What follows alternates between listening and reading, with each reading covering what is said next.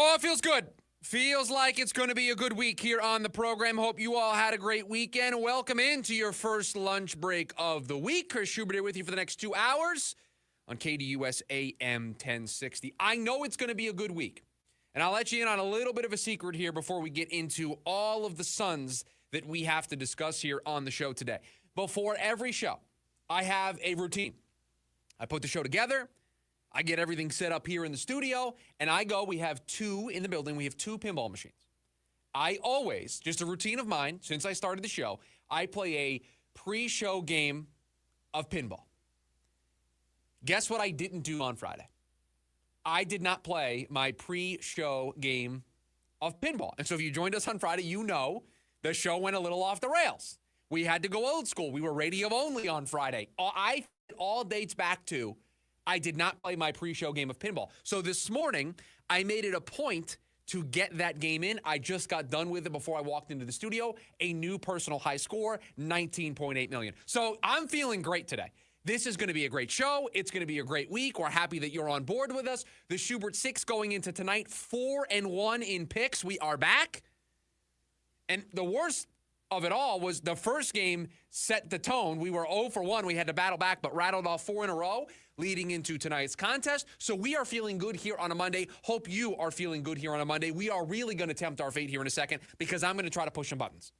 So, producer Dylan, you got to have me on the backup here. I'm going to attempt to press it, and then if not, you fire it off. So let's, because they are just the going daily special. It's like at your favorite lunch spot. Every single day, they've just got the Suns right now, the daily special every day. Now, we're not redoing the menu, okay? So that's where we will start today's show. Time for our top story of the day. It's the Daily Special. I told you, we're back. Everything's where it's supposed to be. Everything is feeling good. And how could you not feel good for the Phoenix Suns? 3 in a row. 3 straight wins to draw themselves back to 500 on the season, 19-19. Winners of 4 of their last 5. And let's just be honest. They needed this stretch right now. It was a crucial time for them.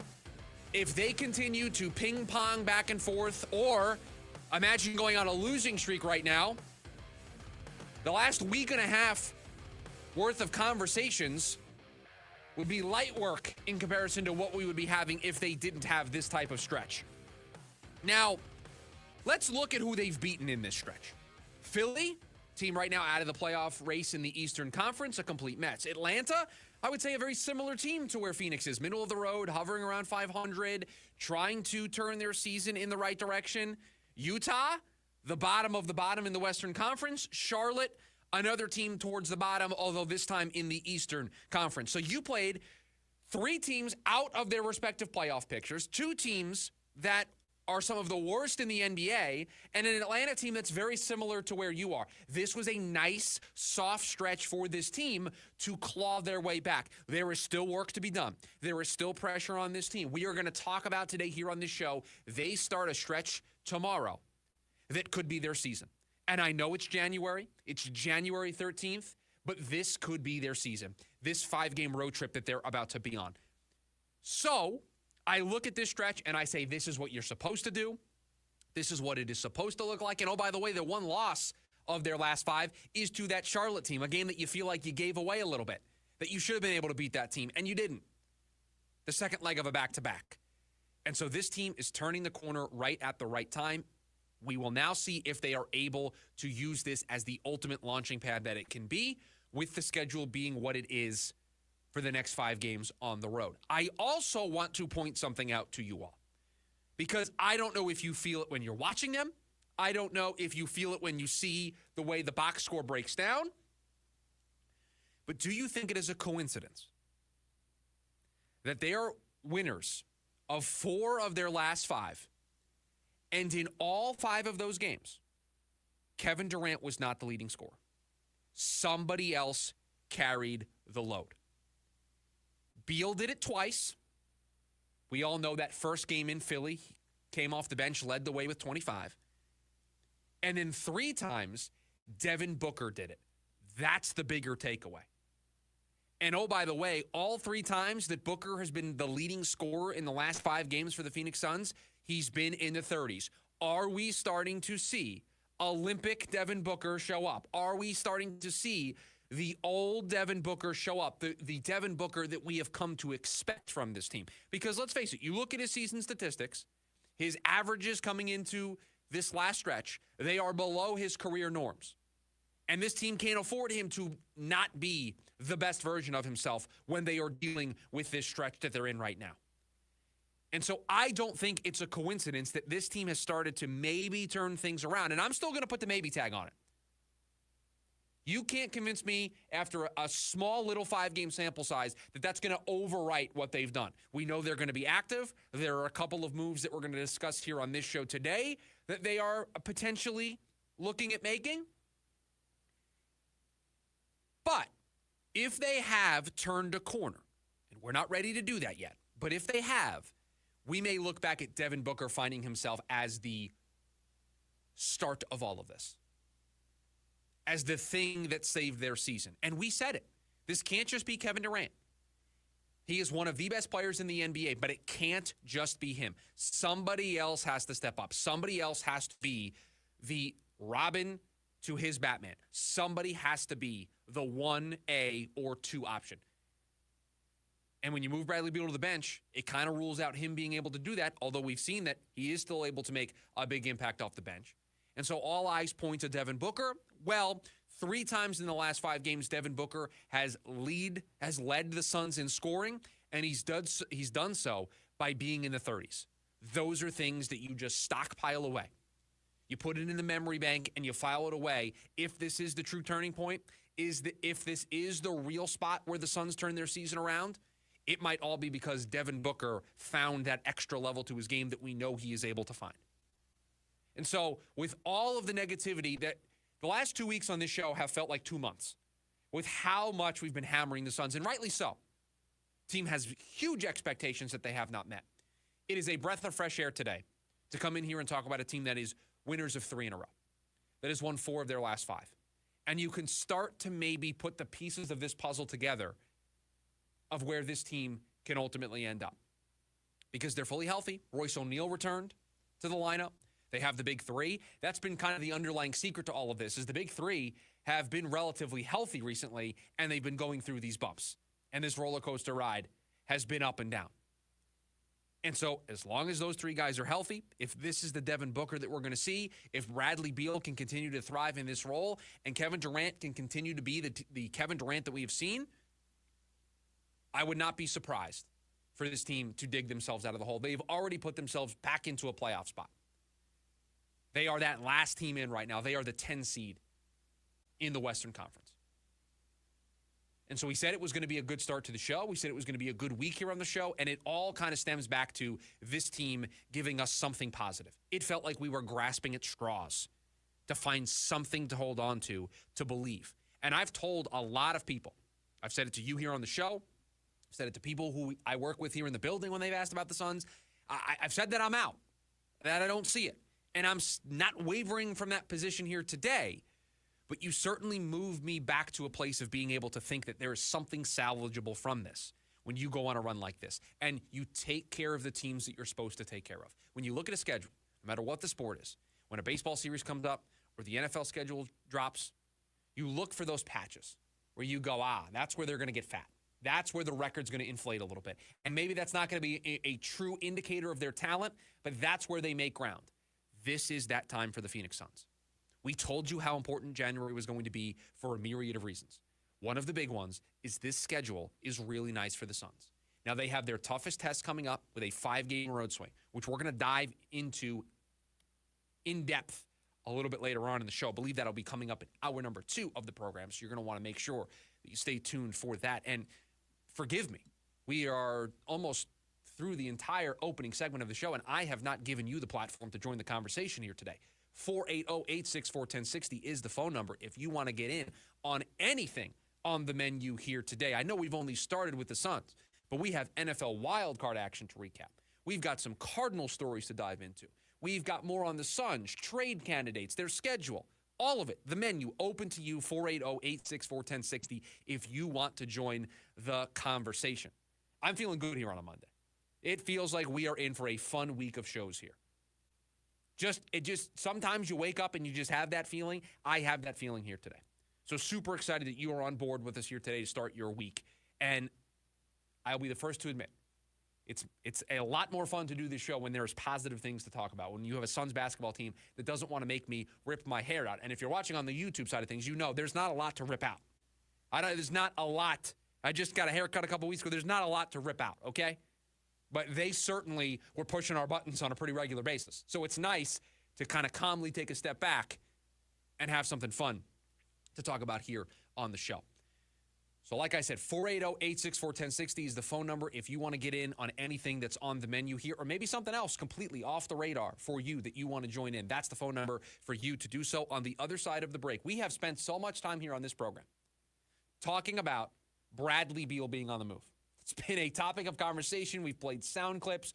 We've tried to debunk what's real, what's fake. We've tried to figure out how possible all of this is. And in the midst of all of that, I think there's somebody that we forgot about that could be on the move. And with recent activity from the Phoenix Suns, it feels pretty clearly there's a direction that they're pivoting into. That on the other side of the break. It's the lunch break, KDUS, AM 1060.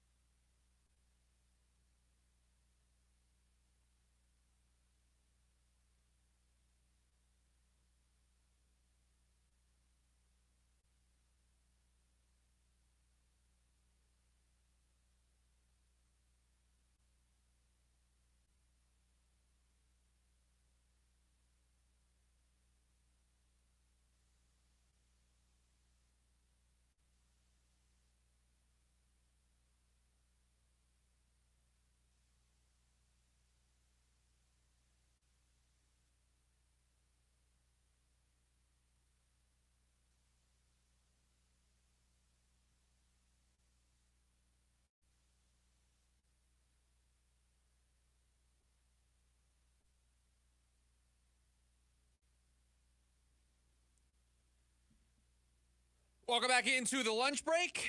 KDUS AM 1060. However you are consuming the show, we appreciate it. If you haven't already, man, what are you doing? Download the KDUS AM 1060 app. It is your one-stop shop for everything that we do here on the station.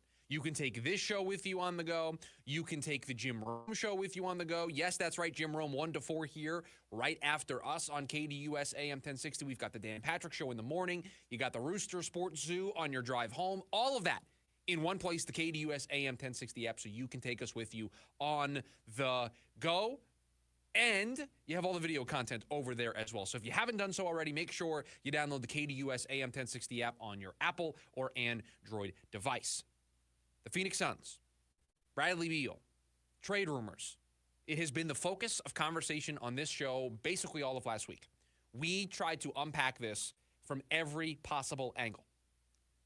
there was an angle that we missed. And it only started to emerge later in the week.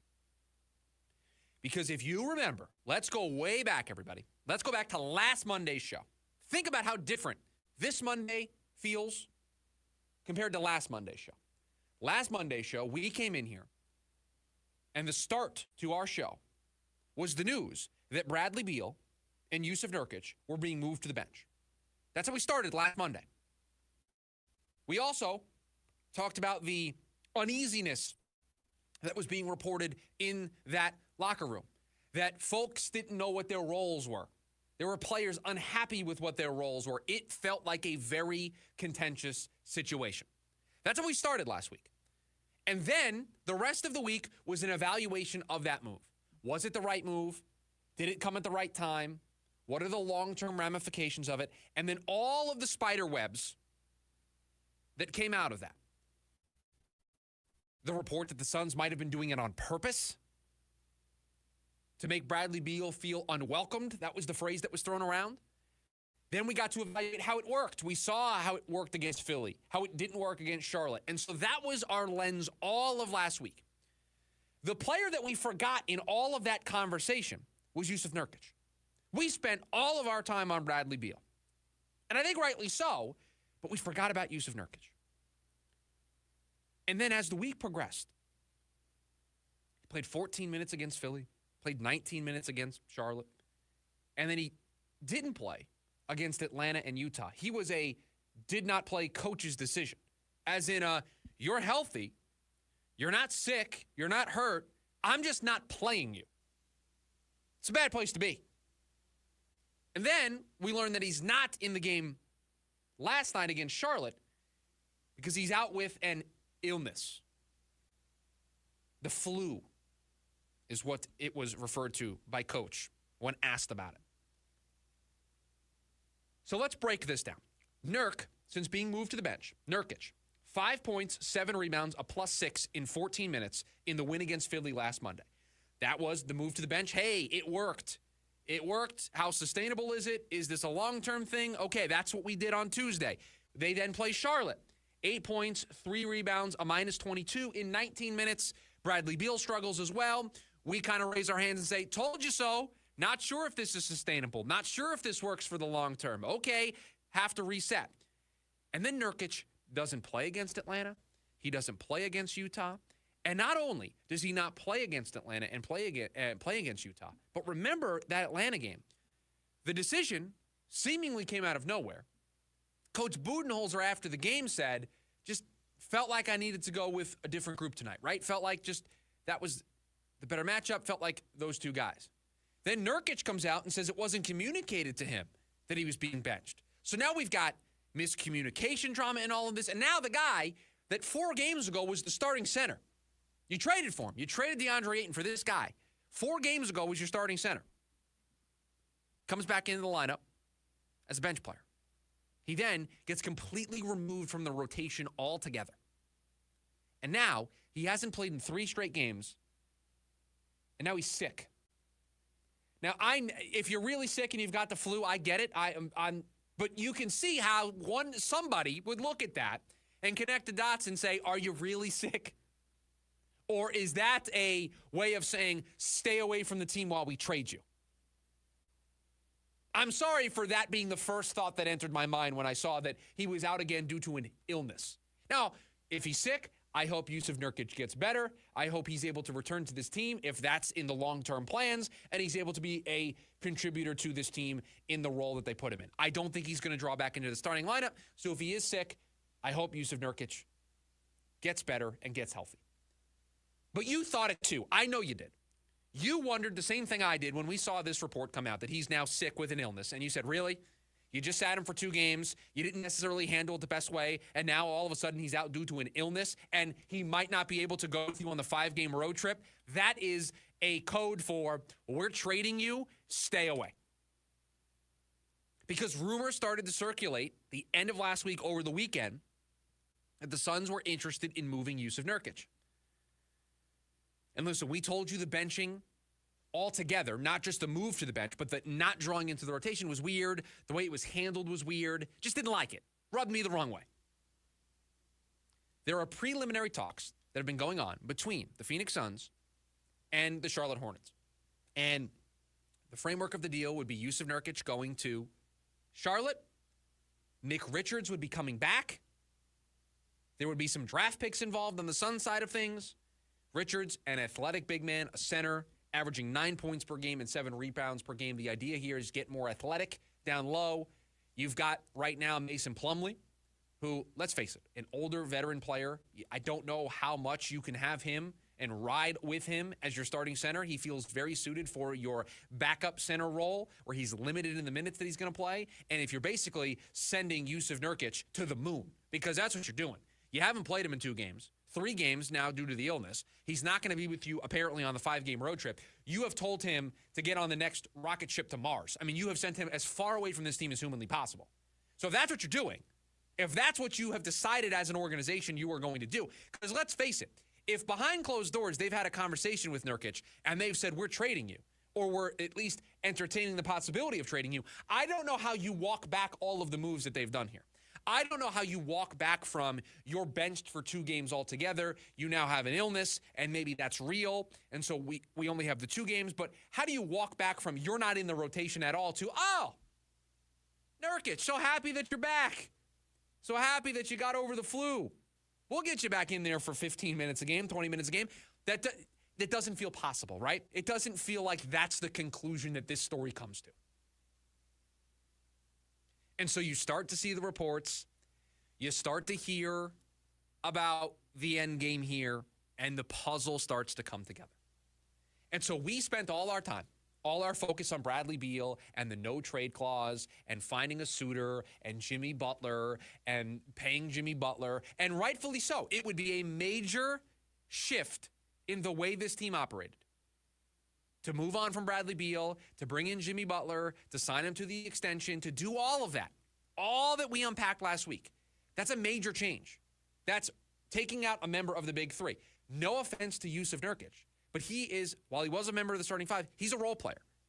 This team ride or dies with Kevin Durant, Devin Booker, and Bradley Beal. And if you're telling me that you're going to potentially move one of those 3, yeah, that's going to be the top story. That's going to be the focus. What Bradley Beal says after the game is going to be a big focus.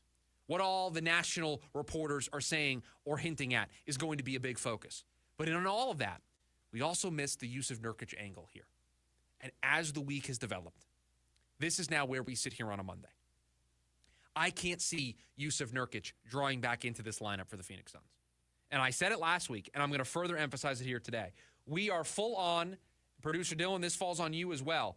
You got to have Twitter open at all times right now. I mean, you've got, not to take us on a complete left turn, but you got the Cowboys firing their head coach today. I mean, you've got stuff happening all the time. And the Phoenix Suns are going to squarely be at the center of it. So we got to make sure some screen of the 400 I have in this studio and the 50 that you have in your studio, that we've got eyes on social media, because this move could happen at any given time. The Jimmy Butler move could happen at any given time. A Nurkic trade could happen at any given time. It is all systems go for rumor mill and paying attention at all times. And so I just don't see a place where these 2 sides come back together and we act like nothing over the last week happened. You've got 2 players that you sent to bench roles. You have one of those 2 players that, to quote myself from earlier, you sent to Mars. I mean, you took him completely off the team. You said you're not good enough right now to draw into the starting rotation, the starting lineup and the rotation. You're not good enough. Coach Budenholzer talking about earning minutes. Jusuf Nurkic, the guy who 2 weeks ago was your starting center, now has to earn minutes. That's how far this has spiraled out of control. And normally, when these things start to spiral, they don't end in that player coming back to the team and being back into the rotation. I could be wrong, but I just don't see it. I just don't see a world where Nurkic is on this team past the trade deadline. And I wonder if Jusuf Nurkic is on this team at the end of this month. And so if that is to happen, and you are going to get somebody like a Nick Richards, and then you'll have to make some players involved to make the money work. and you use your draft capital, that opens up a big can of worms. What's available to you if you want to make the Bradley Beal deal? What are you getting in Nick Richards? I told you, an athletic big man who I think can provide a little bit more than Nurkic was providing, and it moves Mason Plumlee back to, I think, where we all think he should be, which is the backup center role, the bench role as a rotational player. I think that's a better use of your roster then. But in the meantime, Plumlee's going to draw into the starting lineup. Oso's going to be the backup center, and that's the way this is going to operate until the Suns find a long-term solution, or at least put this situation to bed. But for right now, I don't see a coming back together for Nurkic and the Suns. It feels like we are closer to a divorce than we are to the two sides getting back together. 480-864-1060 is the phone number for you. The menu wide open for you here today on the show. We've talked a lot about the Phoenix Suns. There will be more about the Phoenix Suns. There was also a wild card weekend that saw 5 games get played. And for all the complaints that people have about the college football playoff and the boring first-round games that we got in the college football playoff, let me tell you something. I don't want to hear anything after the weekend of games that we just had. We had one game come down to the wire, last night's Commanders-Bucks game. That's it? Really? So please, spare me the whole, teams don't belong, they got blown out in the first round. Really? You're going to tell me that any one of the teams that played this weekend didn't belong in the playoffs, didn't earn it? Happens in sports. So on the other side, a wild card weekend edition of the NFL Rewind. My big picture takeaways from all 5 so far, 6 when we're all said and done here after tonight, wild card weekend games. We'll do that on the other side. The lunch break, KDUS AM 1060.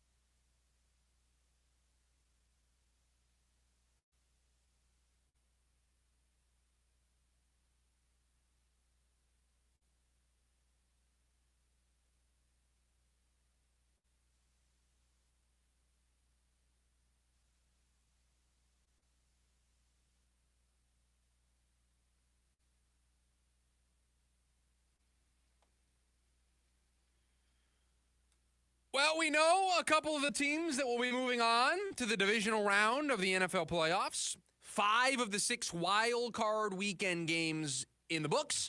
Tonight, the finale of wild card weekend. Vikings-Rams here in Glendale, Arizona, because of everything that's been going on in LA with the wildfires. The game moved at the tail end of last week. It will be played here tonight. And give credit to the Cardinals for everything that they have done in this process, lending out team planes, changing the field, right? It has the Rams logo in the center. And so you just give credit where credit is due to volunteer, raise your hand and say, hey, we'll do all of this. And you didn't, there's some of the stuff you don't have to do. You don't have to send the 2 planes, but you do. And so when you do good things, you deserve to get the credit for it. You deserve to get the praise for it. And so credit to Michael Bidwell and the Cardinals organization for doing the right thing and helping out in any way that they can.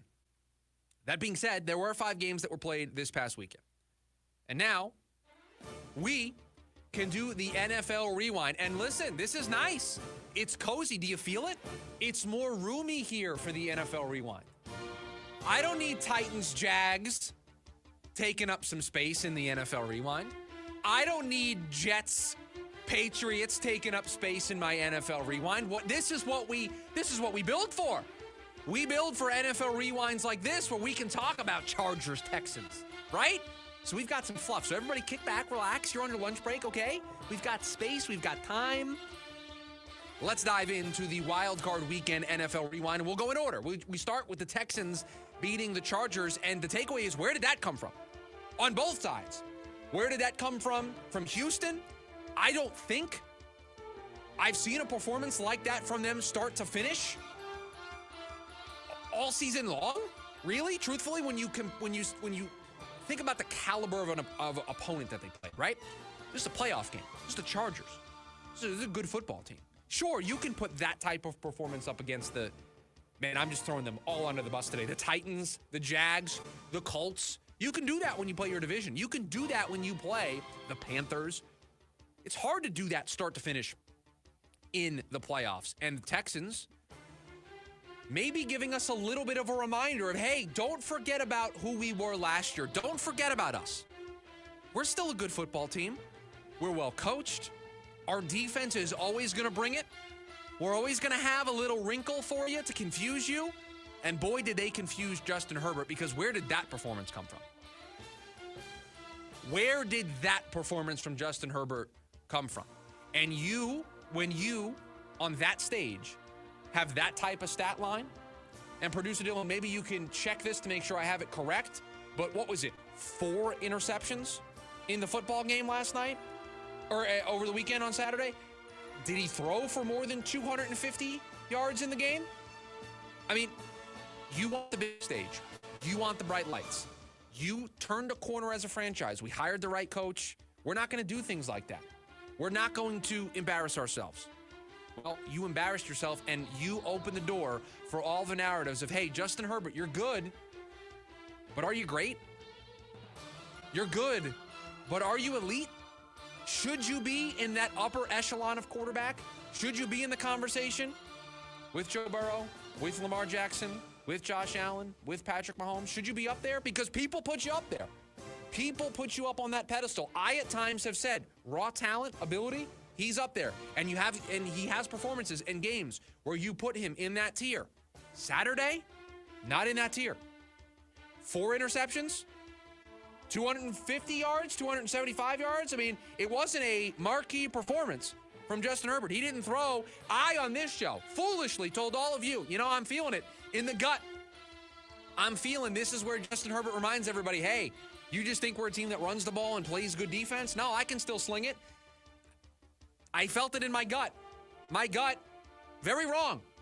The pick's correct. This was the only one we've gotten wrong so far. My gut on this one, very, very wrong.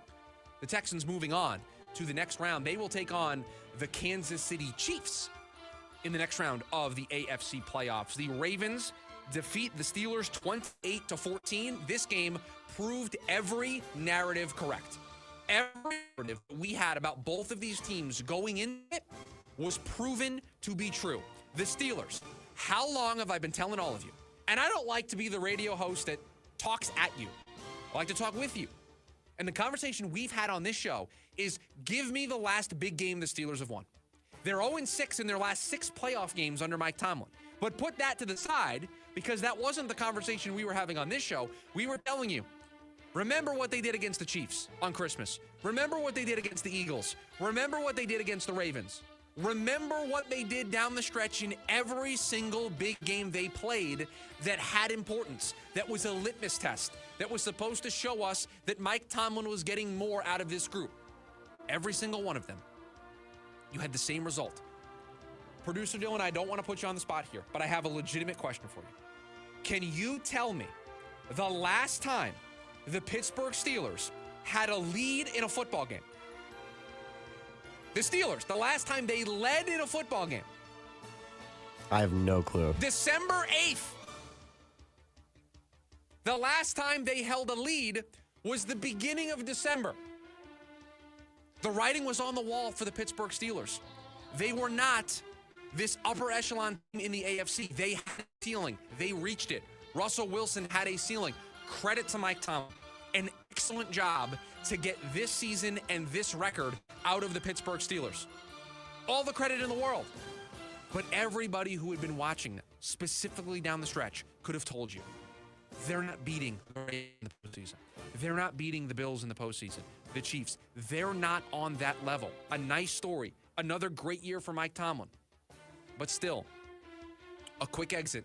And Pittsburgh 0-6 in their last 6 postseason games. And you know what this means. We're going to do it again. So you probably had it on a shelf somewhere. Take it out. Dust it off. We're going to have the conversation. So open up the book. Start writing stuff down. Should Mike Tomlin be back as the Steelers head coach? We're going to do it again. It's just like we do every single offseason for what feels like the last 6 years. We're going to have the should Mike Tomlin return? Do the Pittsburgh Steelers need to move on?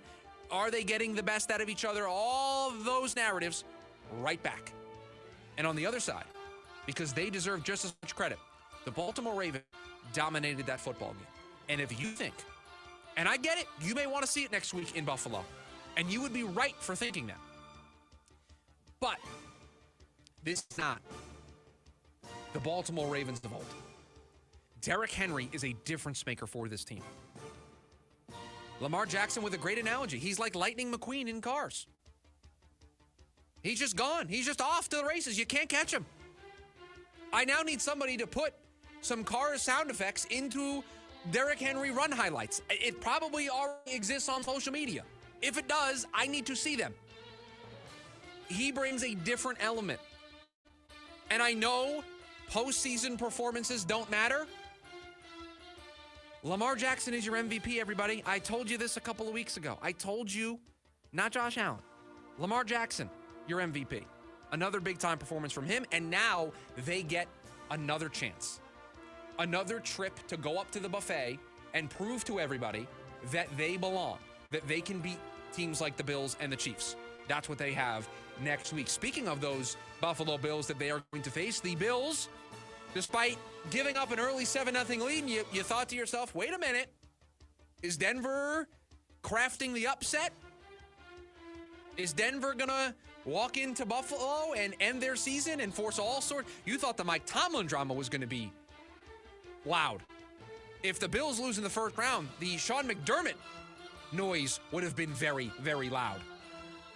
Nah, 31 unanswered for the Buffalo Bills. They win 31-7. They were their dominant self, the team that we've seen them be all year long. That's what you're supposed to do against teams like that in the postseason. And now you set up your date with the Baltimore Ravens in what should be an all-time classic. Baltimore, Buffalo, with what we all feel is going to be a chance to face the Kansas City Chiefs in Arrowhead with a trip to the Super Bowl. I mean, could you ask for anything more out of a playoff game? Lamar Jackson, Josh Allen, MVP candidate versus MVP candidate. The two teams that everybody says those are the direct threat to the Kansas City Chiefs. And it is basically, you win, you get the opportunity to go to Arrowhead unless Houston pulls another upset off. The Bills win 31-7. The Eagles beat the Packers 22-10. And that slow start that we warned you all about on Friday for the Philadelphia Eagles, it was there. Jalen Hurts, rusty.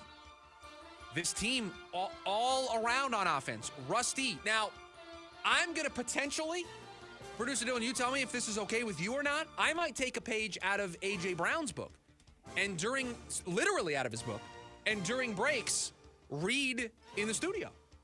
I mean, if in between offensive possessions, we can be reading books on the sideline if we're A.J. Brown, maybe I should start getting in some reading here during the breaks. They're very short. We've only got, 3 or 4 minutes of these breaks, but I could probably sneak in 5 pages or so. The Eagles, a slow start, but got to their ultimate conclusion, and they are the weirdest team left in the postseason. I don't know what to make of them.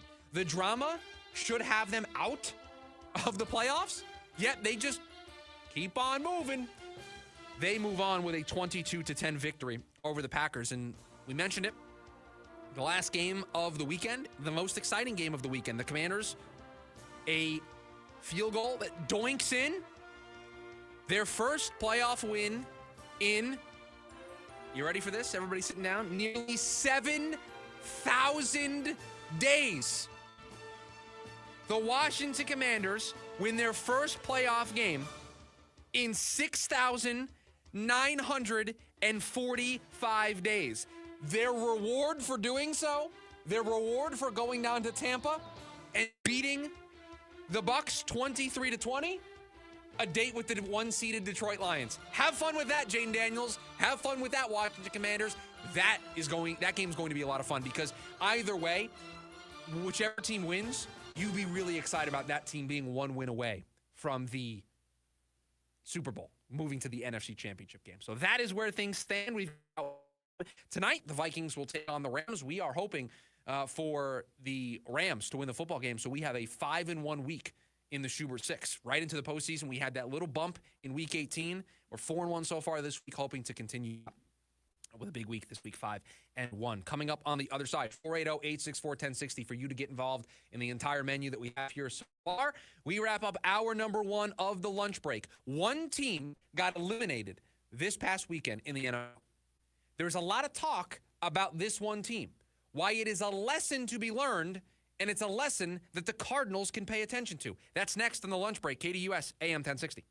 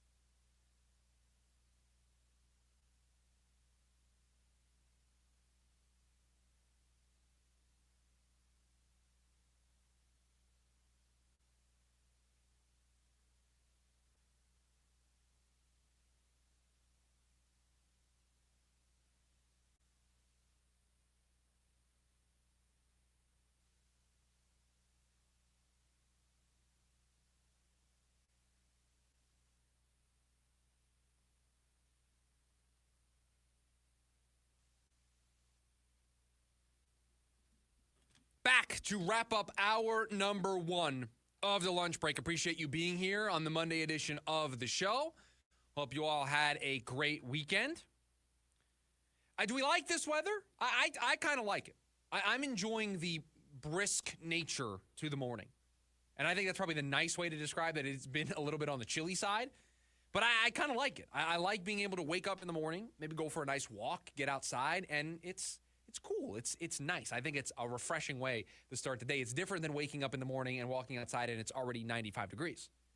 I would prefer this over that any day of the week. So hope you all got out there and had a great weekend. We wrap up this hour of the program by seeing a lesson that hopefully people by now have learned. If not, I'm going to try to teach it to you. I'm going to try to instill you with this concept because the Denver Broncos, despite getting out to that early 7-0 lead against the Buffalo Bills, didn't really show much of anything against the Buffalo Bills.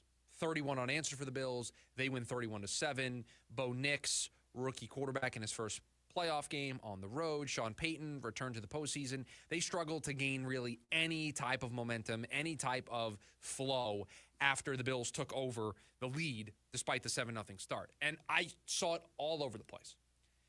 I saw all of the tweets of the future is bright. You've got yourself a franchise quarterback. You weren't supposed to be here. And I saw the screenshots of everybody thinking that the Broncos were going to be a bottom 5 team in the league and all of it. The receipts, as the kids say. Everybody wanting to point out that the Broncos did more this year than anybody expected of them and that their future is bright. And I don't disagree that they did more than was expected of them. And it's hard not to believe in the direction that they're going and that Sean Payton has completely flipped the course of where that franchise was headed. There's no disagreement here with that. Where I disagree is there's no guarantee about what the future holds. There's no guarantee that you are going to be back in the same spot next season. You don't know what injuries might happen. You don't know if Bo Nix maybe takes a step backwards. You don't know what your roster is going to look like year to year. There is no such thing as, oh, they made the playoffs this year as the wild card. They got bounced in the first round. Next year's expectations need to be, well, win that first round game. And progression staggers and it goes upwards, right?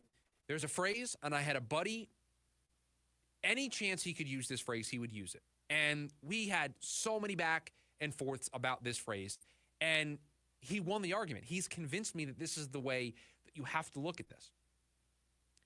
Sports, specifically when it comes to postseason success, teams go through non-linear progression, meaning it's not just you did this year. The obvious progression is to do that the next year, move a step forward, right? So Broncos this year, it was you made the playoffs, you got bounced in the first round. Next year, it would be win that first round playoff game. Then the year after that, it would be, okay, go to the AFC Championship game. Then the year after that would be, okay, go to the Super Bowl, then win the Super Bowl. Progression doesn't work that way. Sometimes you spike, sometimes you peak, and then you take a step backwards. And then the next year, you peak back upward again. It's not a linear process. So just because the Broncos made the playoffs this year, were a wild card team, and got to play in a wild card play, that doesn't mean that next year the playoffs are guaranteed. It doesn't mean that they can't progress as an organization, but maybe take a step backwards. Maybe there are other teams in the AFC that are better. And this is why we spent so much time talking about the Cardinals and their missed opportunity. We talked so much about the Cardinals being 6-4 and letting that slip through their grasps. Because I asked, do you think that the 49ers are going to be this bad next year? Do you think the Seahawks are going to take a step backwards next year? Do you think the Rams are going to take a step backwards next year? Or are all these teams going to be in there again? And it's going to be a round robin of who can beat who and who can go on a run, and you missed your chance. You got involved in the round robin, and you at one point were the leader. You were the king of the hill. And then you let the crown slip through your hands. You let it slip through your fingers. And so the lesson that needs to be learned, and it's a lesson that Broncos fans need to learn, and I'm hoping that Cardinals fans learn as well. There's nothing guaranteed about the future. Your progression doesn't work in a linear fashion. It doesn't mean you just constantly step upwards. You might have to take a step backwards, or you might take a step backwards. That doesn't mean you are regressing. It doesn't mean that all hope is lost. You have to look at it from the bigger picture. You can't look at it in year-to-year chunks. So I look at the job that Sean Payton has done in the 2 years that he has been in Denver. And I don't look at it as 1 year he didn't make the playoffs, the next year he made the playoffs, so they're progressing in the right direction. No, I look at he got to Denver, it was a mess, and he got more out of Russell Wilson than Nathaniel Hackett could. Then he got his quarterback in there, and it took a step in the right direction. But both years, I would say, were successful for Sean Payton, despite only one playoff berth and a playoff loss. So next year, if they win more games than they did this year, and maybe for whatever reason they missed the playoffs because the AFC is much better, don't look at that as a failure. Look at it as, is Bo Nix progressing? Are there other players on the roster progressing? And this is why it's important for the Cardinals. You've now set the tone for what you went 8-9. Last year, you went 4-13. You didn't make the playoffs either year, but you are progressing in the right direction because you believe you have the coach. You believe you have the general manager. The roster is starting to look together. That goes beyond results. It goes beyond just looking at the record at the end of the season or looking at how far you got in the postseason and then setting the mark the following year to be just the next round. That's not how progression works. That's not how you look at your team and say, are we going in the right direction? You ultimately want postseason results. You ultimately want to get to a place where you're holding up the Lombardi Trophy. But you have to take a big picture approach. Nobody would disagree that the Cardinals are trending in the right direction. Because if we looked at 6-4 to where they end the season, you would say they took a big step backwards. They didn't progress. I would look at this season in the vacuum, in the big picture, as progress. I would look at it as they took strides. Did the Denver Broncos take strides this year? Yes, they did. And so the lesson is to not get hung up on what you did last year and trying to beat that mark by a little bit this year. That's not the way you measure success. You measure success, do I have the right coach? Are we developing players? Do I have the right general manager? Is that general manager putting together the best possible roster for my team? The results will come if your process is correct.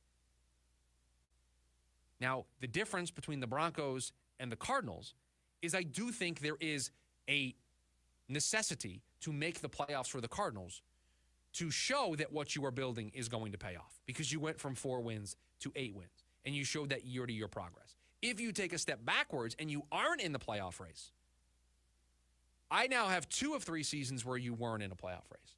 I have 3 straight years where you haven't made the playoffs under this head coach. I have the end of last year where you blew a chance to make the playoffs leading into a year where you didn't make the playoffs. I now have a bigger sample size. And so that's the message, that's the lesson I want all of you to take away from this, is that nothing about the future is guaranteed.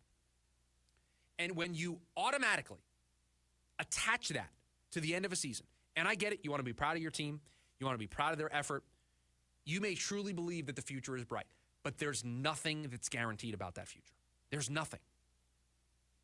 The Phoenix Suns a couple of years ago went to the NBA Finals. Everybody thought, yeah, they missed their opportunity, but they'll go back. They'll be in the mix again. Have they gotten anywhere close to an NBA Finals since? They haven't, because progression doesn't work that way. That's not how you can apply those expectations, but when you do, you box yourself into a corner. And so if Denver Bronco fans all of a sudden start to think that they're ahead of schedule and they can win the division next year and they can go further in the playoffs, and that's when you set yourself up for failure. You have to set realistic expectations and not just assume you're going to make that next step to the next level of whatever you're trying to reach, whether that's throughout the postseason or going from not being in the postseason to being in the postseason. You need to see the big picture progress. That's where you feel success. That's where it shows you, do I have a stable franchise? Do I have a franchise that's going in the right direction? You want to know you have a coach. You want to know you have a GM. You want to know you're developing talent. You want to know that you draft well. The results will follow all of that. I mean, you saw it. The bounce of the ball could go for or against you. And that could change your record from being 8-9 to 10-7. The Broncos, finished the year 10-7? The breaks might not go their way. Bo Nix can have a statistically better season, and they could miss the playoffs. What are you going to do then, everybody? Are you going to call for Sean Payton's job? Where Bo Nix can show the progress, but you can lose some close games because the bounce of the ball doesn't go your way the way that it did this past season? And maybe you go 8-9 instead of 10-7, and now you've taken a step backwards. Well, if you thought they were ahead of schedule, if you thought the future is bright, and now all of a sudden you miss the playoffs, are you going to call for somebody to lose their job? When the previous 2 years showed the signs of a franchise that was finding stability, that was finding a direction, you can't just look at a win-loss record or where you end in the postseason as success or failure. That's not how you evaluate progress and stability and if your team is on the right track. The Cardinals are on the right track right now. I've got 2 years of them moving things in the right direction. It's why, while we kind of flirted with it a little bit, we never really took it seriously, the idea of making any wholesale changes at quarterback or head coach or coordinator, right? Because overall, we all think they are rowing the boat in the right direction. Haven't won more than 8 games, haven't made the playoffs. Now, you want to see that jump in year 3 to reward the progress that you have made. But getting to the playoffs and being a first-round exit shouldn't all of a sudden draw up these conversations of moving on from your head coach. So that's the lesson I want you to take away. Don't set unrealistic expectations. Hour number 1 in the books. Hour number 2 on the other side. They still want him. Is there a chance they can pull off both moves? That's how we start hour number 2 of the lunch break next. KDUS AM 1060.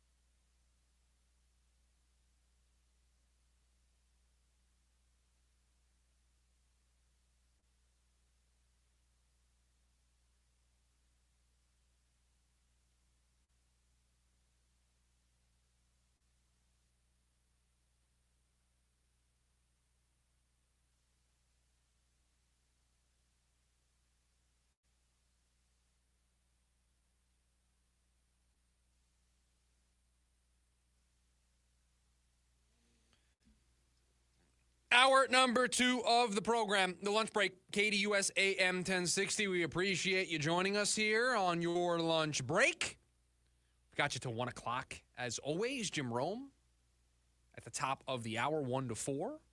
Start your drive home. The phone number, 480-864-1060. If you want to join the conversation, we talked a lot of Suns in hour number 1. We also talked about the wild card round of the playoffs. If you want to get involved in anything from hour number 1, please feel free. We will dive back into the Suns here right now, coming up in about 15 minutes.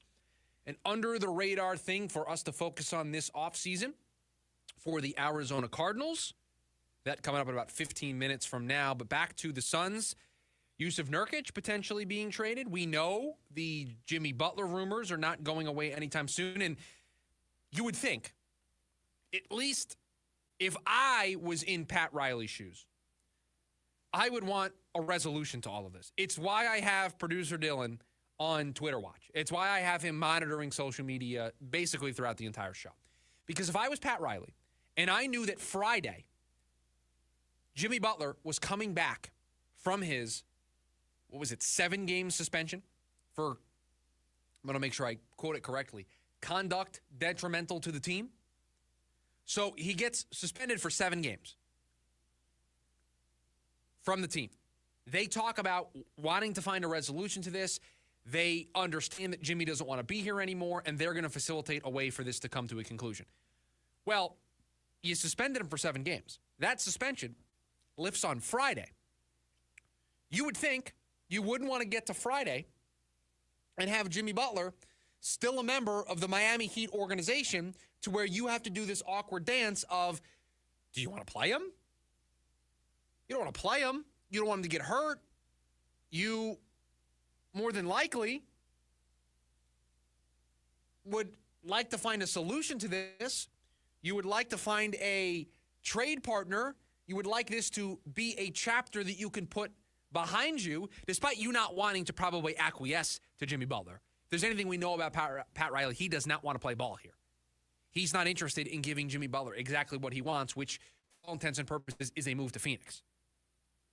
The idea is Jimmy Butler wants to get to Phoenix. Pat Riley doesn't really want to reward what Jimmy Butler is doing right now, even though Jimmy Butler or somebody is back channeling to other teams who have called Miami and said, don't trade for him. He's uninterested. He doesn't want to play for you. Basically trying to move all of this towards his eventual arrival to the Phoenix Suns. And you have a Phoenix Suns team who seem to be incredibly motivated to want to get this done. They want to be out of the Bradley Beal business, and for multiple reasons want to be in the Jimmy Butler business. They think Jimmy helps them more than Bradley Beal does, and there might be a part of them that wants to do what Kevin Durant is interested in to make sure Kevin Durant signs a long-term extension here as well. So you would expect this to have a resolution by Friday. We don't want to get to Friday's show and talk about, well, Jimmy's coming back for the Heat. What are they going to do? You would expect. Conventional wisdom tells you at some point this week, Jimmy Butler is going to be traded. At some point this week, that deal is going to get done. If it is going to happen at all. So that's out there. And on the other side, you have the Jusuf Nurkic trade rumors. Nick Richards, Charlotte, a couple second-round picks as reported compensation, along with Jusuf Nurkic going to Charlotte for Nick Richards is just a variation of this that's been thrown out there. Nothing is official. The talks have been referred to as preliminary, so it doesn't feel like anything is near a finish line. But the Phoenix Suns have one problem. Well, they got a lot of problems, but one major problem when it comes to this issue that we're talking about. They have limited assets. They are limited in what they are able to do trade-wise. You don't need me to tell you or remind you again that they're a second apron team and everything that comes with that. You've heard it. You've heard it from me. You've heard it from other radio hosts. You've heard it from podcasts. You've heard it across the board. The Suns are extremely limited in what they are able to do. They are limited in the capital that they have to trade. Salaries have to match. They have a couple of second-round picks, and they have one first-round pick at their disposal. The 2031 unprotected first. That's it. And so if we're trading some seconds to Charlotte to get a center, what do we have to get Jimmy Butler from Miami? The 2031 pick has always been a selection that I thought would need to be attached to Bradley Beal to get somebody to take him and the contract off your hands. If you were constantly getting stonewalled, if you constantly weren't getting any takers on Bradley Beal and his contract, I always thought that the 2031 pick was going to have to be attached to his contract to get somebody's appetite to a place where they would stomach what's left on Bradley Beal's contract. So if you do that to move Bradley Beal and you move multiple seconds to get Nick Richards, what do you have left to get Jimmy Butler out of Miami? And that's not to say you need a ton, but you need something. Miami wants something of value. Miami wants to get something out of this hostage negotiation that's going on. They want to get something back. And the Phoenix Suns don't have a lot to offer. Now, maybe the 2031 pick goes to Miami, but then that means you have to have somebody that wants to cleanly take Bradley Beal's deal. It's a lot of moving parts. A lot of balls in the air. And so where I sit here today on this show, I don't think they can pull off both moves. I think it's one or the other. I think it's get a different center in the building or get Jimmy Butler in the building. That's it. Those are the two choices. There's not a scenario where I think they land both. Now, I could be proven wrong. They could figure out a way to make the assets work. I just don't, on the surface, see it. Now, maybe the trade for Nick Richards doesn't include multiple seconds, and you do something else to make that work. But the Suns are extremely limited in what they are able to do. The Suns don't have a boatload of cap space. They don't have a treasure trove of draft picks. They're not where the New York Knicks sat before trading for Karl Anthony Towns.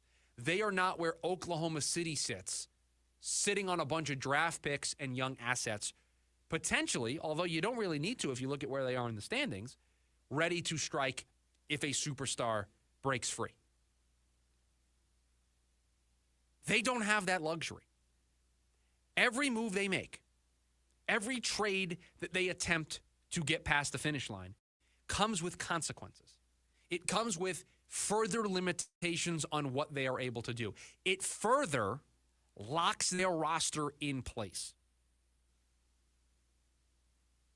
Instead of having more flexibility, they would be making life more difficult. Now, that's a path you can choose. If you think that you really want to go for it, and this 3-game winning streak, and the 4 of the last 5, and a very important stretch coming up for this team where they could make some ground back up, if you want to see that through and you want to make these moves, that's fine. But just know, if you thought you were limited in what you are able to do right now, you get even more limited by making these moves. Because the draft capital pool gets smaller and smaller, and the assets that you have, the contracts that you have that other teams will be willing to take on shrinks further and further. And so if you are going to make these moves, one or the other or both, if you're going to go down this path, you have to have the utmost, strongest convictions in order to do so. Because you are locking this roster in for the next 3 or 4 years this way. And sure, you can make some cosmetic changes on the fringes as free agent contracts come and go. But you would be locking yourself in at the top. You trade for Jimmy Butler, you are locking yourself in. There's no wiggle room. There is no wiggle room. The only wiggle room you have, and it's the big red button in the room that nobody has wanted to press, would be moving Devin Booker. That's it. That's your only out. If you make all these moves, if you trade for Jimmy Butler, you trade Yusuf Nurkic, and you add Nick Richards, the place that you get to is the big red button in the center of the room. That's it. That's where you find yourself. And so we know still, as of today, the Suns still want Jimmy Butler. They still want to make this happen. They also apparently are trying to move Yusuf Nurkic. I don't see a world where they're able to do both because of how limited they are asset-wise. To me, the easier move to make, trade Nurkic, move a couple of draft picks, get yourself a different center in here, and just see how this plays out.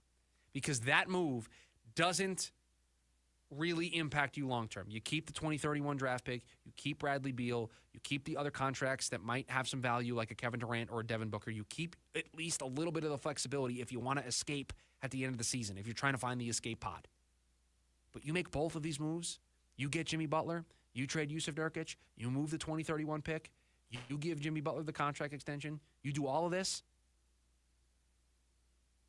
there's no more tools left in the toolbox. That's it. You're out.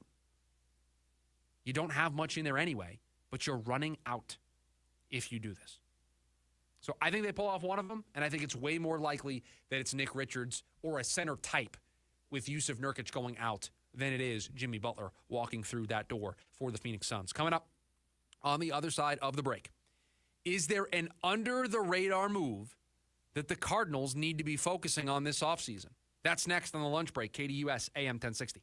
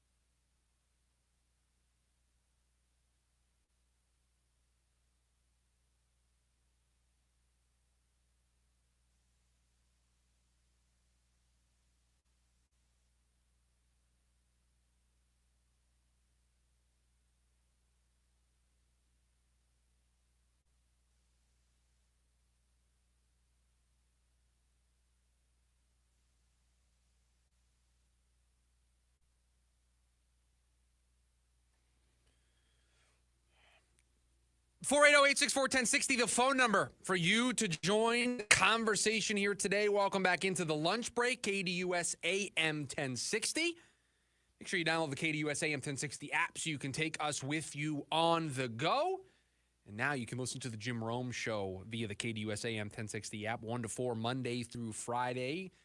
Start your drive home with the Jim Rome Show right here on KDUS AM 1060. We are so laser focused on the Cardinals and their pursuit of an edge rusher or two, their pursuit of a running mate for Marvin Harrison Jr., T. Higgins, that there is another thing that this team needs to potentially address that I want to throw out there to you all. I was reading a story ESPN put together, an off-season guide for all of the currently eliminated teams, right? And they had all the teams that lost this weekend, and then obviously everybody else who had not made the playoffs. And for the Cardinals, it was, hey, what's the big priority this offseason? Edge rush, obviously. Free agent to watch, Kaiser White. We've talked about that here on the show. And then there was a question about an under-the-radar thing that the team should be focusing on this offseason. And in the ESPN story, it talked about how the Cardinals have a decision to make. And that decision that they have to make with is their kicker. Do they bring back Matt Prater, who's going to be 40 years old? Do they go with Chad Ryland, who was their catcher or their kicker in the absence of Matt Prater, who had his ups and downs, his trials and tribulations as the kicker for this team? And let's face it, you need a kicker in the NFL. How many games come down to the last couple of minutes, going on a drive, setting up for a go-ahead field goal or a walk-off field goal? You saw it in the Washington game last night. It's important. It's especially important with, let's face it, the way the Cardinals are designed and the way the Cardinals want to play. The Cardinals have a defensive-minded head coach. I'm not saying that's a bad thing, but they have a head coach who I think probably thrives in these squeak them out, grind them out environments where the game is close in the fourth quarter. He thrives there. He wants it to be, we're going to run the football, control time of possession, we're going to play good defense. And when you do that, when you limit the number of possessions, then you got to make points a premium. And so there are going to be drives that stall out. You got to be able to put 3 points on the board. You need some stability at the kicker position. And so, yes, edge rush, more important. Yes, wide receiver, more important. Adding another corner, more important. We talked about it, the 5 pillars. Quarterback, left tackle, wide receiver, cornerback, edge. That is the prism through every organization's free agency lens. Where am I at with the 5 pillars? And if I have a hole at one of the 5 pillars, what's available to me to address said hole? Kicker, not considered one of the 5 pillars, but important. Important to win those close games. Important so that you have the bounce of the ball go your way. Now, he hasn't had a big impact this season, but how important has Justin Tucker been to the Baltimore Ravens? How many bad jams has Justin Tucker bailed the Ravens out of? Because he's able to hit from 48 plus. He's able to hit from 50 plus on a regular basis. How many games did he steal for them late or force the game into overtime or at least extend the game for the Ravens? It's a ton. Now, that's not to say find yourself a Justin Tucker, but that's to say you have to go out and find somebody that can give you the edge in the special teams game. You need to have that tool in the toolbox. And Prater and Ryland, are we sure that those guys are the best options for the Arizona Cardinals when it comes to kicking? Because both of those guys in recent memory have had some issues. And you need to have stability at that position. You could probably go through all of the teams that missed the playoffs this year across the board. And you can find games that they gave away because they didn't have a kicker. That in the middle of the second quarter, with a chance to extend their lead, they went out with their special teams unit to kick a field goal, and they missed. And the game completely changed. The tides completely changed. with the way the Cardinals want to play, points are a premium. They feel pretty comfortable playing 24-21 back and forth contests. Now, they have the offensive firepower to be able to score in the 30s. You expect them, if they add another wide receiver with Marvin Harrison Jr., with Trey McBride, with this running game, with this offensive line, they should be able to play in the 30s. But points are at a premium. Think down the stretch. What difference a field goal would have made in either of the Seattle games? Think about the difference a field goal or two would have made in the fourth quarter of the Minnesota game. Think about the difference a field goal would have made in the Carolina game in the first half if more drives could have ended in points. Now, that is a reflection on the offense not putting them in the position, so it's not all on the kicker, but you also need to have somebody that you trust to where if you get to that middle ground where you're in between going for it and kicking the field goal, that you can lean back and say, you know what? I've got a really prolific kicker here. I got somebody who I trust in these spots and can steal you 3 points and can steal you 3 points at the end of the half. That is a weapon. That is a tool that the Arizona Cardinals need. If they feel that that's Matt Prater, then they bring him back. If they think that's Chad Ryland, who was there, I don't know why when I keep saying Chad Ryland's name, want to say catcher, but kicker down the stretch, they could want to bring him back if they feel that those are the guys. But do not allow this position and this need to go under the radar. Don't allow it to be just a passing, we'll just bring back Chad. We'll just bring back Matt. Do the full evaluation.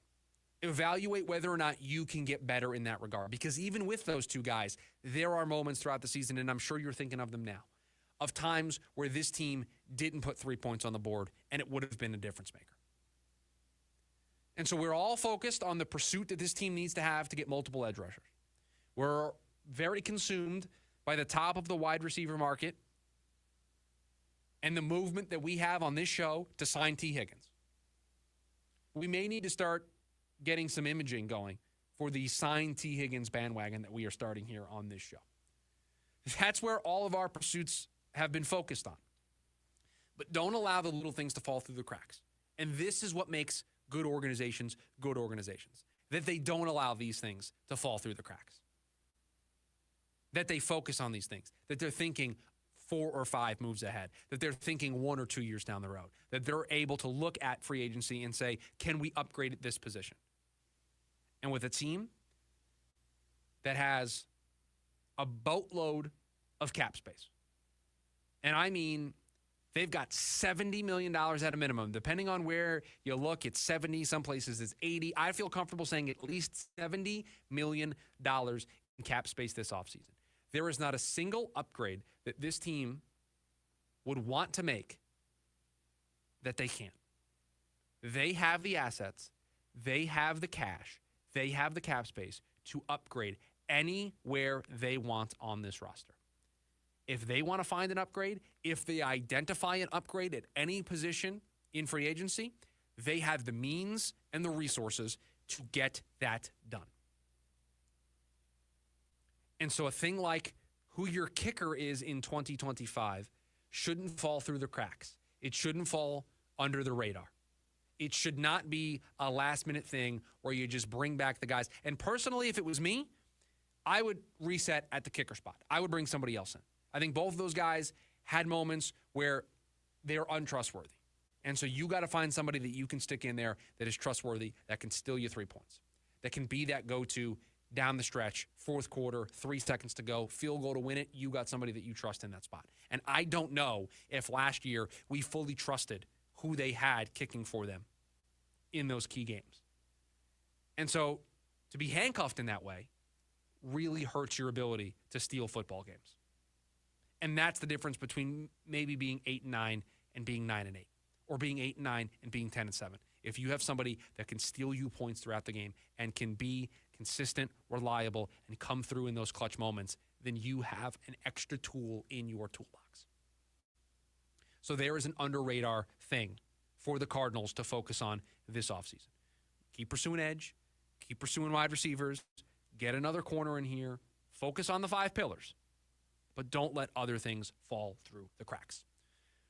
480-864-1060, the phone number for you to join the conversation. 5 games to determine it all. That's right. Why this 5-game stretch will be the entire season for the Phoenix Suns. That's next on the lunch break, KDUS AM 1060.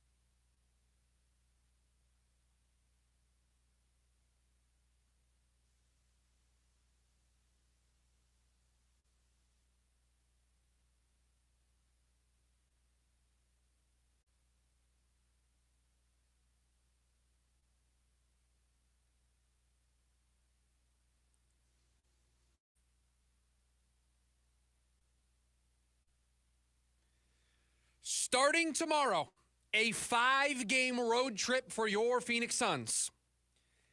This 5-game road trip will determine the season for this team. Welcome back in the lunch break, KDUS AM 1060. Appreciate you being here. It's a pretty bold statement for me to make, but I truly believe when we get back from this 5-game road trip, when we are able to fast forward to the end of it, and this team returns home, we will know what this team is and what this team isn't. Let's reset. This team, 500, 19-19, 38 games through the season. Still not at the halfway point of the season. Still a whole second half of the year. We will cross that bridge during this road trip. When this team gets back from this road trip, we will know. Have they turned it around? Are they going in the right direction? Or is it time to hit, and we'll continue the analogy that we've been using on the show, the big red button in the middle, which is we got to reset. We have to tear this thing down. Well, no. This 5 games is going to tell us. Here are the 5 teams that they are going to play during this upcoming road trip. Atlanta, Washington, Detroit, Cleveland, and Brooklyn. A 5-game road trip into the Eastern Conference to play Atlanta, Washington, Detroit, Cleveland, and Brooklyn. Of those 5 games, only 2 of them are against teams with winning records, Detroit and Cleveland. Everybody else, Atlanta, Washington, Brooklyn, 500 or worse. Atlanta also at 500. 1 game of that 5 against the worst team in the NBA. Washington, the worst team in the NBA. 6 wins on the season. Atlanta, a team that you just proved that you can beat. You just beat them. They came into your building and you beat them. And Brooklyn, while they're not Washington bad and they're not Atlanta good, Brooklyn isn't a very good basketball team either. This road trip, and we're setting the expectation now on the front end. I'm not going to do this after the first couple of games. We're going to do this right now. The expectation for this road trip needs to be at least 3-2. This team needs to come back from this road trip above 500. You're 19-19 right now. You go 3-2 on this road trip. I'm doing some quick math. 19 plus 3 is 22 and 21. You need to come back from this road trip 43 games into the season, just on the other side of the halfway point, 1 game above 500. At a minimum, 22-21 needs to be your record as a team when you come back. Because I look at this stretch of games. I can stomach you losing to Cleveland. They're one of the best teams in the NBA. You're not on that level. Now, let's face it. Talent-wise, you should be able to go toe-to-toe with Cleveland. You should be. Should be able to. There's nothing about what you've done this season that's going to make me try to convince everybody that you're going to beat Cleveland. So I can stomach you losing to Cleveland with how good they are. And let's face it, this team not meeting expectations. 3-game winning streak, I get it for their last 5. They might be getting hot at the right time. I can accept a loss to Cleveland. If they lose to Cleveland, unless they get embarrassed and lose by 40, we're going to come in here and say, listen, there you go. That's the reason why we're not on board with this team, because they're not on that level. But I'm not going to completely destroy them for it. You know what I can't stomach on this road trip? I can't stomach you losing to Washington. I can't stomach you losing to Brooklyn. I can't. And so I look at those 2 as wins that you should already account for.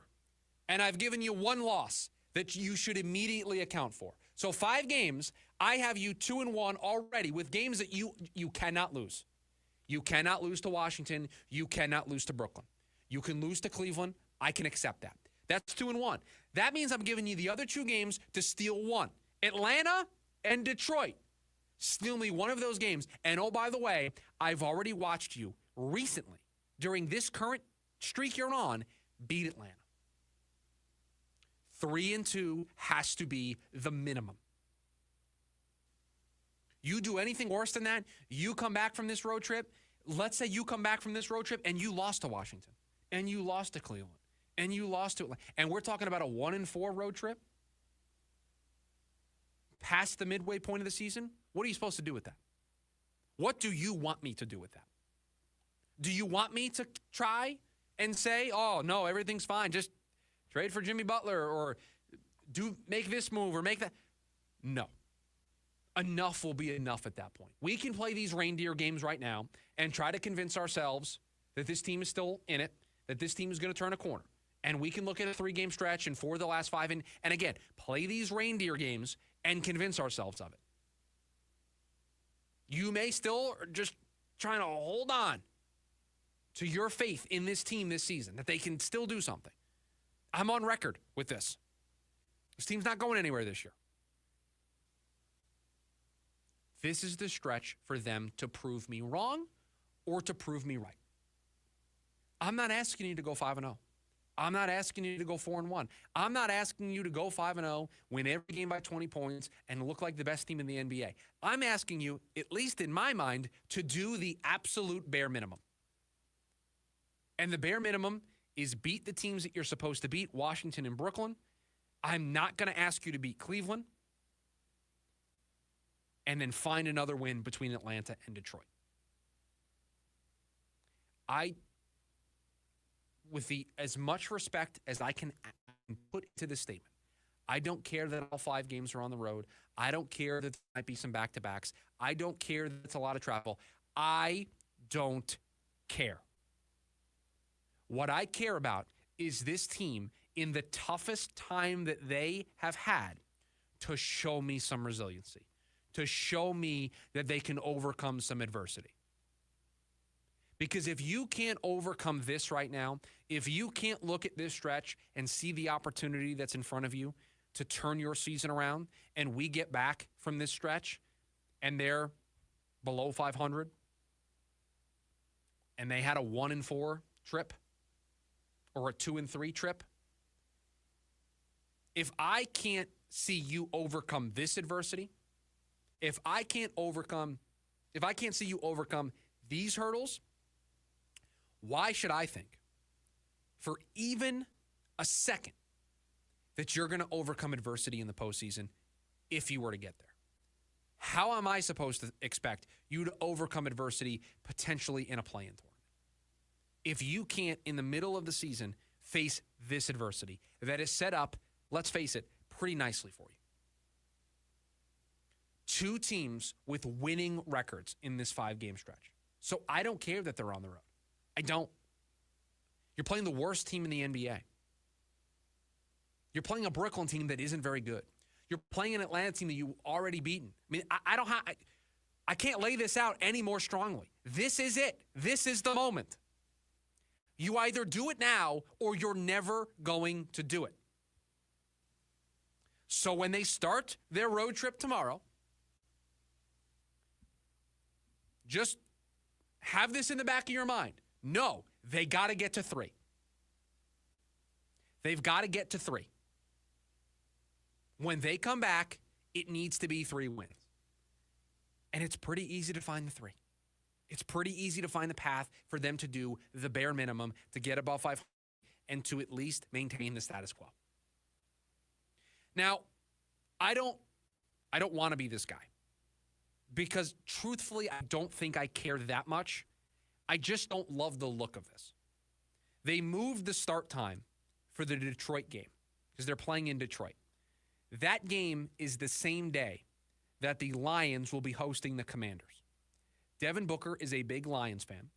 Kevin Durant, we know where he grew up in the D.C. area, is a huge Commanders fan.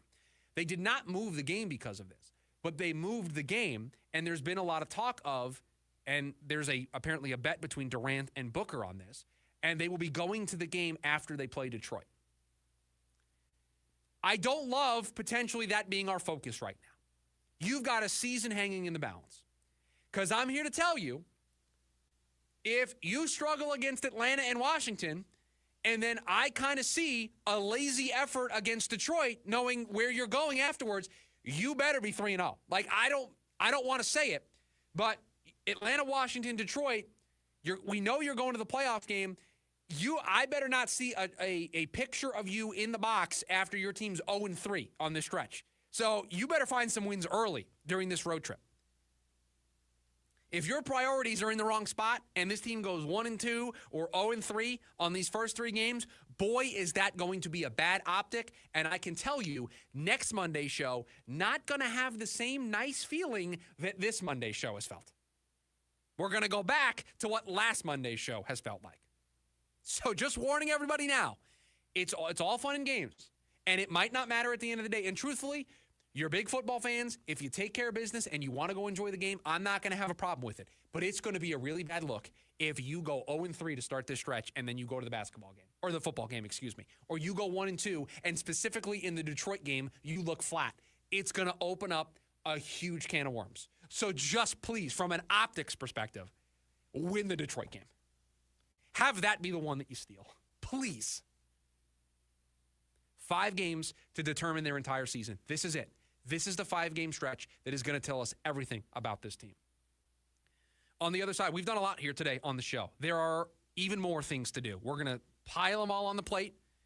The leftovers. We have one coach in, another coach out, one more playoff game to go, and the College Football National Championship is set, a very football-heavy edition of the leftovers to close up this episode of The Lunch Break. We'll do it next. KDUS AM 1060.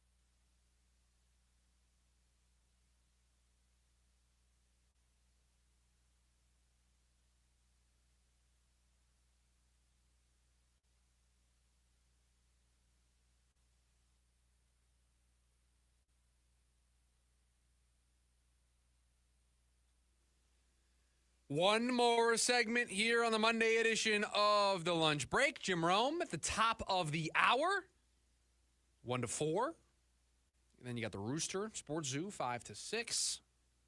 Jam-packed Monday here for you on KDUS AM 1060. Make sure you download the KDUS AM 1060 app so you can take the show with you on the go. You can take the entire station with you on the go. We've got a golf show tonight with Ray Adams. You've got James Out West, all sorts of great stuff here, specifically on a Monday. So make sure you download the KDUS AM 1060 app so you can take the show with you and the station with you on the go. It's probably my favorite segment of the show because it's where we can take all the stories that I want to get to, but maybe don't want to bog down the rest of the show or put it in the middle of the storyline that we're trying to tell over the course of the 2 hours, and we just put it all on the plate. And then we just serve the plate of leftovers for you to close up the lunch break. And it's all football related today for the leftovers. We will start with the 2 coaching pieces of news in the NFL. One we learned over the weekend. The other we learned earlier this morning. Mike Vrabel, worst kept secret in the NFL. The moment that the Patriots job opened up, Everybody could tell you where Mike Vrabel was going to end up, and he ended up exactly in that spot as he is heading back to New England. He, I believe, is undergoing his introductory press conference right now, or it's over. I've seen some pictures from it. So that has taken place, and there's a lot from this. This is what they should have done last year. Vrabel was a free agent after he got fired from Tennessee. They should have just done this last year. Instead, they had to just, I guess, have Jerod Mayo be their coach for a year, even though everybody probably knew they wanted Vrabel, but they did this because it was in his contract that he was going to be the head coach in waiting for when Bill Belichick retired, and so they gave him a shot, and it didn't work. They did wrong by Jerod Mayo. He never really got a fair shot, and they should have just done this ahead of time with Vrabel, but Vrabel brings exactly what I think New England wants as a head coach. He knows how to handle the media. He knows how to instill a culture. He's got the rookie quarterback to work with. I think talent-wise, it's probably the best quarterback that Vrabel will have had as his tenure as a head coach. I mean, Tannehill was solid, was pretty decent there in Tennessee, but I think the ceiling is much higher with Drake May. And so you would expect that Vrabel's going to be able to come in there, set the tone, set the example right away, and that they could be a trendy pick next year to turn things around in a hurry with the right coaching. And then they got to do a lot with their roster, but they have a ton of cap space to be able to do it. And Vrabel's going to offer a fresh opinion, a fresh approach on things.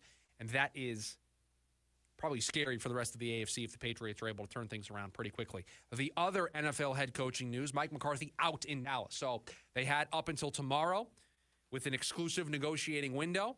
We learned earlier today that Dallas was not going to retain Mike McCarthy. The two sides could not come to terms on an agreement, a length, dollar amount, everything. And so Dallas is moving on. Mike McCarthy is moving on. So where do we go from here? Dallas, who knows? Who knows what Jerry Jones could be thinking? Who knows who he might interview? I've already seen reports that Belichick is a name that they might have been interested in the past, but he's in UNC, so would they pay the buyout? Would Belichick be willing to leave UNC? There's all of those hurdles to clear. But I've already seen that name out there. There have been talks of the Cowboys going completely outside the box. That should scare you. And you just never know what that's going to look like. So that's the Dallas side of this. They are going to have to start an entire head coaching search, and I think they're going to turn over every stone, flip over every rock, and interview a ton of people. I don't expect there to be any express nature to their coaching search. For Mike McCarthy, two teams immediately were reported as being interested and that he was interested in. Those two teams, the New Orleans Saints and the Chicago Bears. Now, this matters a lot. If Mike McCarthy is going to have suitors, if Mike McCarthy is going to have people that want to bring him in like the Bears and the Saints, there is a domino effect that could occur.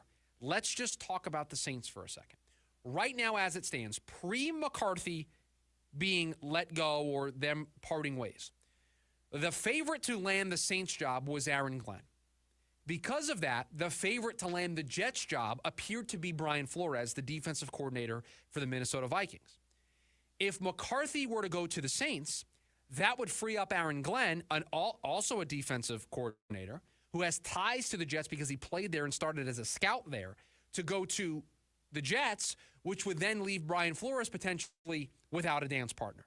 So that's just the impact there on the surface. And there's talks of a GM head coach partnership there in New York, where if Flores was the head coach, Ryan Grigson, who is part of the Vikings front office, but the former Colts GM, would be brought over as the GM. Would he still go over there if Flores isn't going with him? A lot of dominoes just if he picked the Saints. Let's unpack the Bears side of this. We all know who the Bears are targeting. We all know who the Bears are zoning in on. They would love to pair Caleb Williams with Ben Johnson. That is what they want to do. But if Mike McCarthy, all of a sudden they get a twinkle in their eye towards Mike McCarthy, does that mean Ben Johnson pivots and looks at Jacksonville? Does that all of a sudden mean that Ben Johnson is more interested in the Raiders gig? By the way, it appears Tom Brady is putting on a full court press to get Ben Johnson to the Raiders. as in he made it known to Ben Johnson that he would want him there, so much so that Ben Johnson is taking that interview. So there is a full court press to get Ben Johnson to the Raiders. And so that is the way the dominoes start to fall. And so then if Ben Johnson doesn't go to Chicago but then goes to Jacksonville, are people that were interviewing for Jacksonville now left without a dance partner? That is how quickly all of this can unravel. That is how quickly all of this can change. You have people that are the favorites right now. You change one thing. All of a sudden, Mike McCarthy is available, and that could change the head coaching situation for all of the teams still left. The Patriots are the only one that have filled their vacancy. Bears still looking. Jets still looking. Vikings still looking. Raiders still looking. All of these teams still looking for who their next head coach is going to be. So Mike McCarthy's emergence as a candidate to some of these places has completely changed the game, has completely changed how all of this could shake out. Now, he can't officially agree to anything, I think, until after tomorrow in the negotiating window. He is free to talk to other teams already, and so I would expect that process to begin pretty quickly, because I do think the Bears, the Saints, and the Jets, and all these other teams, they would like to do this sooner rather than later. All of these teams have been conducting a ton of interviews, and so they probably want to end this process sooner rather than later so they can get started on the important work of the offseason planning. And so that's where we stand. One head coach vacancy filled, Mike Vrabel back to the Patriots, and then Mike McCarthy out in Dallas. You add Dallas to the mix of looking for a head coach, and you add Mike McCarthy to the pool of coaches for everybody else. The College Football National Championship is set. Notre Dame, Ohio State. Narratives of plenty. Really feels like this is Ohio State going on a revenge tour, and they have looked very, very impressive so far. I don't know what Vegas has this at. I'd be intrigued to see what the early line is for this game, which will take place next Monday. And Notre Dame, what a turnaround for Marcus Freeman. They have done such a good job. Riley Leonard, Will Howard, a good quarterback battle. You've got NFL pro prospects on both sides of the ball. It's an intriguing coaching matchup. There are storylines baked into both of these teams being able to win a championship. Should be a lot of fun next Monday when Notre Dame takes on Ohio State.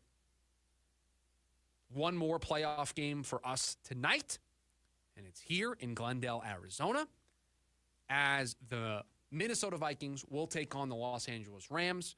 It is the last of our Schubert 6 plays. If you're just joining us, we went 4-1 this weekend. Huge week for us. We started off, and I thought the wheels were going to fall off the cart. We started 0-1. We took the Chargers. We wasn't even close. We weren't even in the game. Then we rattled off 4 straight. And now we sit going into tonight's game 4-1. Vikings, Rams, everybody knows where I stand on this. I like the Rams in this game. The Rams have been my team for the last month or so that I would not want to face in the postseason. They are the team that I would be scared of. The coach, the quarterback, been there, done that. They are a team that if they are playing their best, if they are coaching their best, they can beat anybody. If McVay is having his best day as a head coach, that should scare you on the other side, because he can coach circles around the best of them. And so because there's always that threat for them to be at their best, there is always that threat that they can put together that perfectly coached game. And McVay has done it more often than not. They were the team that I would like to draw the least. They would be the team that I would be the most afraid of. Them and the Packers. The Packers thing did not pan out for me. Even though I did pick the Eagles, I said that the Packers were on that list, but the Rams have been my ride or die. They have been that team for the last month or so. I said if they get in, if they're able to win the division, if they're able to host a playoff game, if they had to go on the road, I would be afraid. If I was Detroit, if I was Philadelphia, I don't want to see McVay. I don't want to see Stafford, because if they play their best, there's almost nothing you can do. Now, the issue with this team, and the reason why they are the 4 seed, the reason why they only won 10 games or so, is because they have not been consistent. But if in the playoffs they turn that switch, we've seen the Chiefs and Mahomes do this. If you turn that switch and you find another gear, you can be a runaway train. And so I have been on this all year long, or at least the last month or so, and I continued it with my pick of the Rams getting a point, by the way. I'm getting a point. And the Vikings, the other side, the last time I saw this team, man, that Sam Darnold performance scared me. Scared me. That's a big game. That meant everything. And let's face it, he laid an egg against the defense that has all sorts of injuries. A defense that was getting 40 points scored on him on the regular, 30, 40 spots all over the place. Held you to 9. And so we're sticking with the pick, obviously, and we're hoping that when we come in here tomorrow, it is a 5-1 Schubert 6 for the wild card weekend. Producer Dylan, appreciate you. To all of you, appreciate you for listening to this show on your lunch break during our lunch break. We are back here tomorrow. Jim Rome is next. See ya, everybody.